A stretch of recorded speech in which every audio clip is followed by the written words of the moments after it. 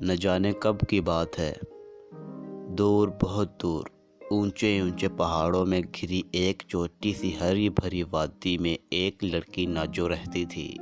ناجو کے ابا نے ایک چھوٹے سے کھیت میں آلو، ٹماٹر اور پیاز بو رکھے تھے۔ دوسرے کھیت میں کبھی گندم بو لیتے، کبھی مکئی۔ سیب، آڑو اور آلوچے کے درخت گھر کے صحن میں اگے تھے۔ ناجو کی امی نے گھر کے ایک کونے میں باڑا بنا کر ایک گائے اور بھینس، 2 بھیڑیں اور کچھ مرغیاں اور بطخیں پال رکھی تھیں، اور باڑے کا ایک کونا غلغب کے لیے مخصوص تھا۔ غلغب بھلا کون تھا؟ یہ ایک ٹٹو تھا جو ناجو کا ہم عمر تھا، اور ناجو کو اس کی پہلی سالگرہ پر اس کے نانا کی طرف سے بطور تحفہ ملا تھا۔ یہ ناجو کو دنیا کی ہر چیز سے پیارا تھا۔ جب وہ چھوٹی سی تھی تب بھی اپنے ننھے سے ٹٹو کو لے کر گھومنے پھرنے نکل جاتی تھی۔ ندی پر اسے لے کر خوب نہلاتی دھلاتی، پھر ایک موٹے کپڑے سے اسے اچھی طرح خشک کر کے اس کے گردن کے لمبے لمبے بالوں پر خوب کنگھی پھیرتی۔ ندی کنارے سے چھوٹے چھوٹے رنگین پتھر جمع کرتی، جھاڑیوں سے کھٹے میٹھے پھل توڑتی، پیارے پیارے پھول اور پرندوں کے پر جمع کرتی، اور اپنا یہ سب خزانہ غلغب کی کمر سے بندھے تھیلے میں جمع کرتی۔ غلغب کا نام دراصل گلفام تھا، مگر جب ناجو 1 سال کی تھی تو اس کے منہ سے غلغب ہی نکلتا تھا۔ پھر بڑی ہو کر جب اسے گلفام کہنا آ گیا تب بھی وہ اسے غلغب ہی کہتی تھی۔ ناجو بڑی سمجھدار لڑکی تھی۔ جوں ہی وہ ذرا بڑی ہوئی، اس نے نہ صرف گھر کے کام کاج میں ماں کا ہاتھ پھٹانا شروع کر دیا، بلکہ وہ انڈے اور دودھ سے بنی ہوئی چیزیں جیسے پنیر، مکھن، گھی وغیرہ بھی غلغب پر لاد کر بازار میں طالب بابا کے پاس لے جانے لگی۔ یہ بازار بستی کے آخری کونے میں تھا۔ اس کے بعد بنی پگڈنڈی بل کھا کر پہاڑی میں یوں گم ہو جاتی تھی کہ پتہ ہی نہیں چلتا تھا کہ کہاں گئی۔ طالب بابا کی دکان بازار کی آخری دکان تھی، اور اس دکان پر سبھی کچھ ملتا تھا۔ جب کبھی آلو، ٹماٹر، پیاز زیادہ ہو جاتے تو ناجو کے ابا انہیں بھی طالب بابا کی دکان پر بھجوا دیتے۔ سیب، آڑو، آلوچے پک کر تیار ہو جاتے تو وہ بھی طالب بابا کی دکان پر آ جاتے۔ ناجو کی اماں کلچے بھی بہت مزیدار تیار کرتی تھی۔ طالب بابا جب فرمائش کرتے ماں ڈھیروں کلچے بنا کر بھیج دیتی۔ کبھی کبھی بابا مرغیاں بھی مانگتے، وہ بھی انہیں مل جاتی۔ یہ سب کام پہلے ناجو کے ابا کرتے تھے۔ اس طرح ان کا وقت بہت ضائع ہوتا تھا، کھیتی باڑی میں بہت مشکل پیش آتی تھی۔ مگر ناجو نے جب سے یہ ذمہ داری سنبھالی تھی، ابا یکسو ہو کر اپنی فصلوں اور پودوں پیڑوں کی دیکھ بھال میں مصروف رہنے لگے تھے۔ ناجو طالب بابا کی دکان سے باہر نکلتی تو بل کھاتی ہوئی پگڈنڈی اس کی توجہ اپنی جانب کھینچ لیتی۔ کسی روز میں اس راستے پر ضرور جاؤں گی اور دیکھوں گی کہ یہ جاتا کہاں ہے۔ وہ ہر روز یہ سوچتی، یہ سوچ بچپن سے اس کے ذہن میں موجود تھی۔ جب وہ وادی میں ادھر ادھر کسی رنگین تتلی کی طرح اڑتی پھرتی تھی، تب بھی اس کے دل میں خیال آتا تھا کہ آخر ان اونچے اونچے پہاڑوں کے پیچھے کیا ہے؟ کاش کسی دن میں یہ جان سکوں۔ ایک روز جب وہ طالب بابا کو انڈے، مکھن اور کلچے وغیرہ دے کر باہر نکلی تو اس روز اس کا پکا ارادہ تھا کہ آج وہ اس ٹیڑھے میڑھے راستے پر ضرور جائے گی، کیونکہ رات بھر وہ خواب میں یہی دیکھتی رہی تھی کہ وہ غلغب کے ساتھ اس راستے پر چلی اور اونچے اونچے پہاڑوں کی دوسری جانب جا پہنچی، جہاں ایک بے حد خوبصورت اور رنگین دنیا اس کی منتظر تھی۔ اس کی اپنی وادی اور گاؤں سے زیادہ خوبصورت طالب بابا دکان کے اندر گاہکوں کے ساتھ مصروف تھے۔ کوئی اس کی طرف متوجہ نہ تھا۔ ناجو نے چپکے سے غلغب کی لگام تھامی اور پگڈنڈی پر ہو لی۔ جوں جوں وہ آگے بڑھتی گئی راستے کے بل خود بخود کھلتے گئے اور وہ گھومتے ہوئے اوپر ہی اوپر چڑھنے لگی۔ کچھ دیر بعد ناجو نے پلٹ کر دیکھا اور کہا، واہ، میں کس قدر بلندی پر آ گئی ہوں۔ اس کا گاؤں بہت نیچے نظر آ رہا تھا۔ مکان ماچس کی ڈبیاں لگ رہے تھے اور بازار میں گھومتے لوگ چھوٹی چھوٹی پتلیوں کی مانند نظر آ رہے تھے۔ مشرق میں سورج ایک بڑے سے سرخ تھال کی مانند دمک رہا تھا۔ ٹھنڈی ٹھنڈی ہوا کے جھونکے ناجو کو گدگدار رہے تھے۔ اس کا دل ایک انجانی خوشی سے بھر گیا۔ آج وہ اس سفر پر چل پڑی تھی جس کے خواب جانے کب سے دیکھتی چلی آ رہی تھی۔ بڑے بڑے پہاڑ اس کے قدموں تلے تھے۔ غلغب بھی ادھر ادھر جھاڑیوں میں منہ مارتا بے نیازی سے چلا جا رہا تھا۔ ناجو بھی آگے چل پڑی۔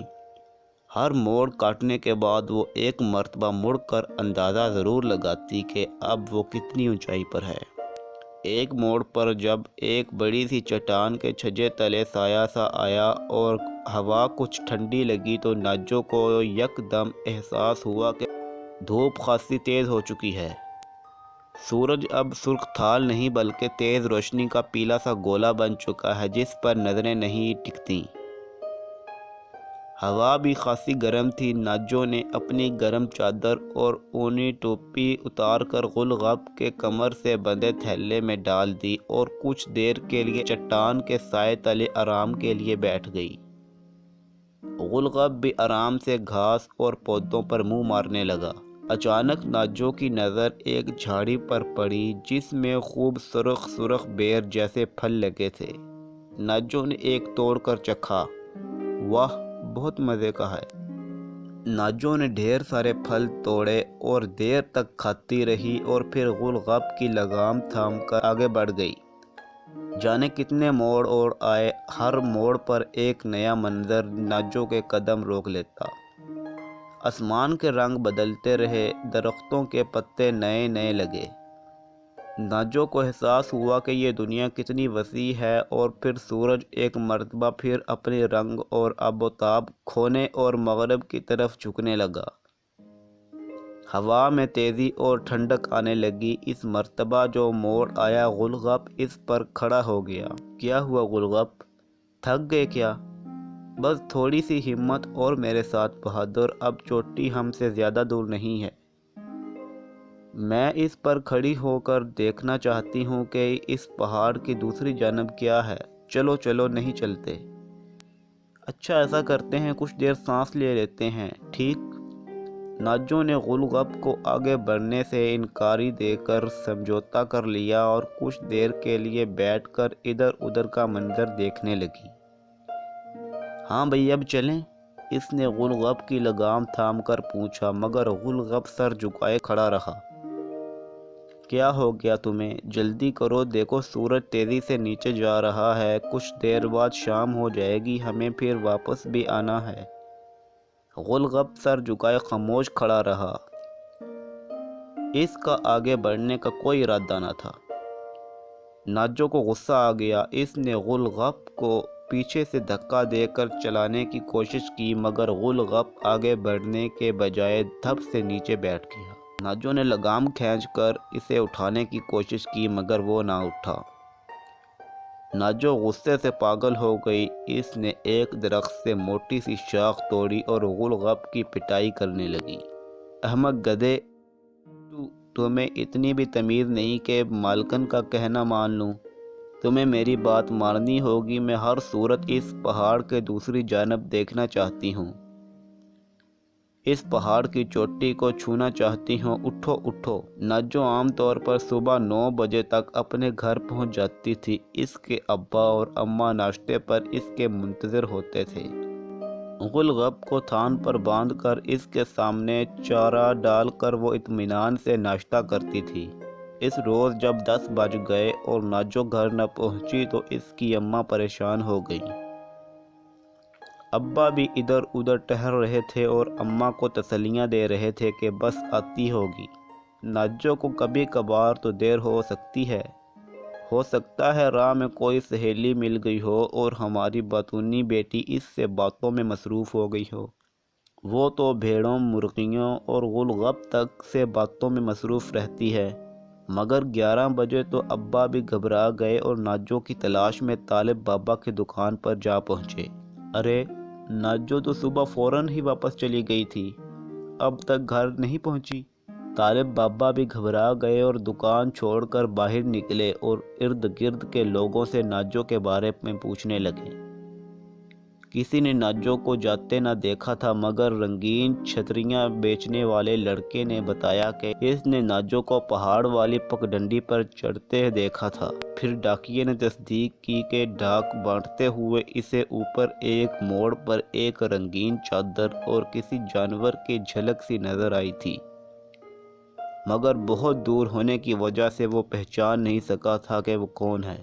ناجو کے ابا اور طالب بابا گھبرا کر اس طرف بھاگے، باقی لوگ بھی پیچھے ہو لیے، اور جس وقت وہ لوگ اس موڑ تک پہنچے جہاں ناجو کا اڑیل ٹٹو یعنی غلغب اڑا بیٹھا تھا، تب تک ناجو اسے پیٹ پیٹ کر تھک چکی تھی اور اب اس کی کمر سے سر لگائے رو رہی تھی اور کہتی جاتی تھی، غلغب تمہیں کیا ہو گیا ہے؟ تم میری بات کیوں نہیں مانتے؟ تم تو کبھی میرے نافرمان نہیں تھے، تمہیں ہوا کیا ہے؟ اچانک اس نے اپنے ابا کی آواز سنی، میری بچی۔ اس نے پلٹ کر اپنے ابا اور طالب بابا کو دیکھا۔ ابا نے دوڑ کر اسے اپنے سینے سے لگا لیا اور طالب بابا غلغب کو تھپکنے لگے۔ کچھ دیر بعد سب لوگ اوپر آ گئے۔ طالب بابا سب کو بتا رہے تھے کہ اگر غلغب یہاں رک نہ جاتا تو پھر کیا ہوتا؟ ناجو نے حیرت سے پوچھا۔ صرف ایک قدم اور، اس کے بعد یہ راستہ اور پہاڑ سب کچھ ختم ہو جاتا ہے۔ اس کے بعد ایک اندھی کھائی ہے جس کی گہرائی کا کسی کو علم نہیں۔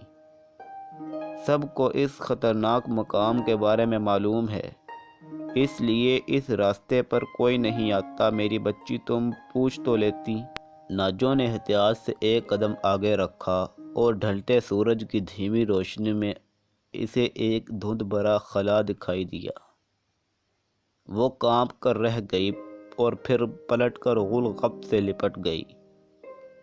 غلغب اب بھی سر جھکائے چپ چاپ کھڑا تھا۔